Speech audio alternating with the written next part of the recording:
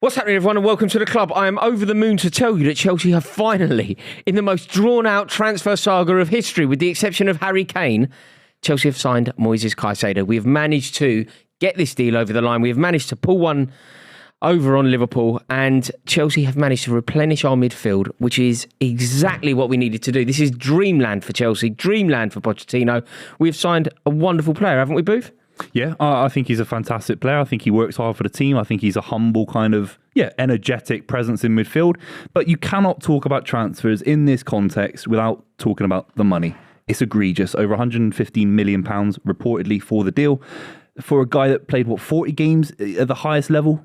40 games? One goal last season? Played well in the World Cup as well. Yeah, he's fantastic, but you have to pair transfers with the fee. That's the point of that's the point of the whole business. And to spend that much money, it's going to be close to 200 million quid for Enzo Fernandez and Caicedo. No, it's over 200 million. It's over. It's way over that.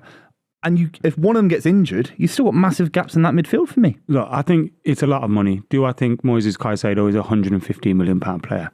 No, you got to do some step overs, score some goals, do something special to make me think you're a £100 million player. No, you don't anymore. But exactly what I was going to say.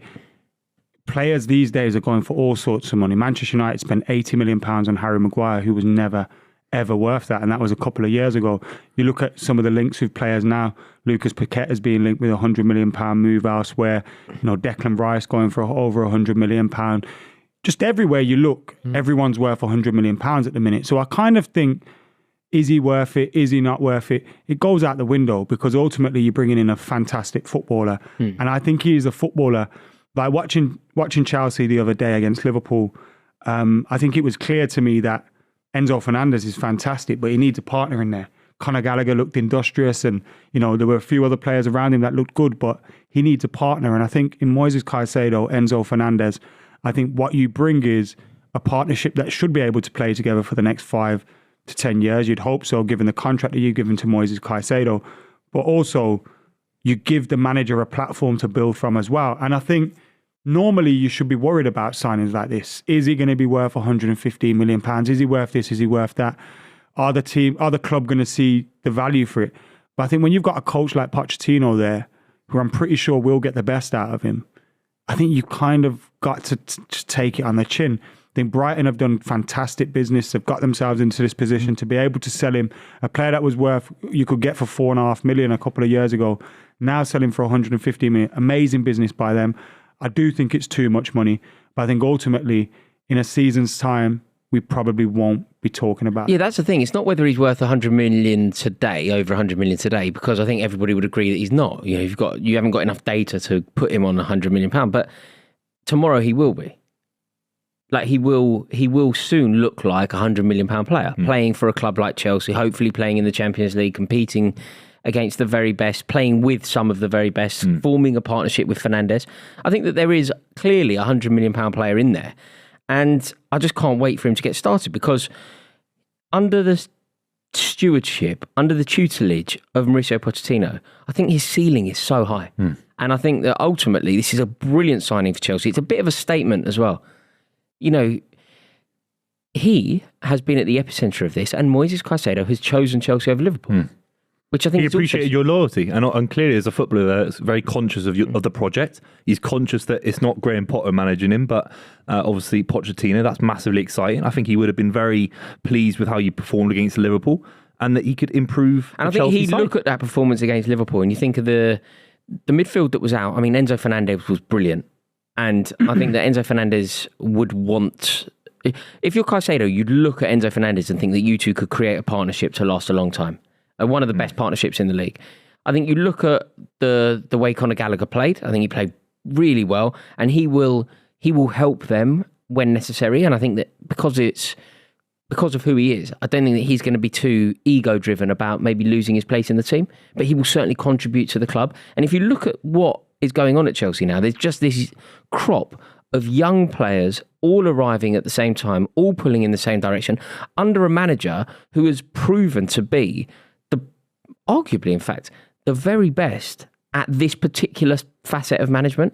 In terms of guiding a young team without much experience of competing at the very top to a new like the promised land. Even quickly at Spurs, he had so many, Milton Keynes, Dele Alli, and he brought him in as a young kid and turned him into an unbelievable player. So Harry Kane, and he did it very, very quickly. That was the thing I remember from Poch's Spurs. Sorry, the speed of the turnover. I think Chelsea will be a force this season. The only debate for me is, does he take you much up the league? Does he gain you a few positions? He's a key position. So where did there was a period of time where we looked at their midfield about 3 or 4 weeks ago and went, who plays in midfield for Chelsea? Like, they have been crying out for midfield. Does he take Enzo Fernandez is a fantastic. So where did you put him in your predicted lineup, in your predicted table? Chelsea. Yeah. I think I put them 5th. So did they come 4th, 3rd, 2nd or 1st because of this transfer? I put them 5th because I believed that they'd get Moises Caicedo and stuff. So 5th with Caicedo? I think so, yeah. And I think that's a good season for them. It's a lot of money. You've got to look at where they've come from. The manager, Pochettino, will be building something completely new there, completely contrasting to what was there previously. And I think it's a young squad. Like Rory likes to keep telling us, one of the youngest in the league. So they're going to have a lot to work with. Mate, no European football as well. I think is important. It's not a good thing. I wouldn't be surprised if they won a domestic cup. Yeah, I think we'll win silver. I think we will win silver. Have you ever known in the history of football, in the history of all of your time supporting any football team, a ridiculous transfer saga like this one with Liverpool? There's been remember John Obi McKola between us? Like, you'd actually signed it. I think we had to pay you in the end. I think you sued us and we had to pay you. Because he was at Lynn Oslo. Then he was joined. We officially announced him as our player, and then he disappeared for a bit. And we had the pictures of him in the United shirt over in Norway and everything. And it turned around like people were saying he got kidnapped, that, and the other. So got rocked up sign for Mikel was a crazy one. But I've never really known anything like this. Like Caicedo was announced as a Liverpool player. Who was the one that did a medical for Spurs and then went Liverpool and then went somewhere else? Did that happen, or did I imagine? I mean, Luis Diaz felt very close to going to Willian as Tottenham. Willian, obviously, yeah. I think Liverpool look really, really weak from the situation. If they went in early, like Chelsea have been in this situation for Caicedo since the start of the summer. So if they're in the same period of time and he just doesn't want to go to Liverpool, fair enough. But they came in randomly with the money that Liverpool fans would have expected they could have had last summer. No, but I think their finances changed with Henderson and Fabinho. But that's a limiting approach to one of the biggest football clubs in the world. I don't think Liverpool got wrong. Looking good though. No, Brighton do. But Liverpool went normally nowadays. Remember the old tapping up thing? Normally everyone's doing it now.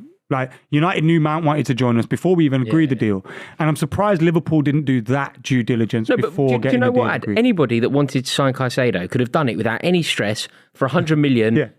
A month ago and taking him on pre-season. Remember when United could have got Fellaini on it with a release clause of like 20 million? But the day after or something. And then we waited for his release clause to pass and we gave him 30 and it's like... Why did I know. It's ridiculous. I mean, Chelsea definitely don't come out of it looking sharp. Liverpool don't come out of it looking sharp. No, I don't Because he's not my money. And that's my point. Like, yes, it's overpriced. Yes, it's mental. But he's got the man that he needs. One thing I'd like to ask you is, you've spent a lot of money in the last 12 to 18 months. We're borderline in $1 billion, I think Poch will be a success, so I don't think this will happen. But are you worried if he's not a success, that you've got this surplus of players that you've spent big money for, that your next manager might not even want? To be honest, I'm quite worried about Chelsea generally. I'm quite worried about the way that we're spending money. I'm quite worried about the ownership. I'm quite worried about this new sponsor that's coming in that looks so dodgy. I'm quite worried about if FFP is going to catch up with us. It's quite good fun at the moment, isn't it? Yeah. And also, I'm very honest, I don't know enough about the ins and outs of financial fair play to delve into this on this video. I mean, even just from a purely... Mate, like if you're buying £100 million players now and they flop, you're going to have to sell them at a loss. Mate, you're going to have a big squad full of players. In 3 years' time, we're going to have the best team in the world, or we're going to go bust.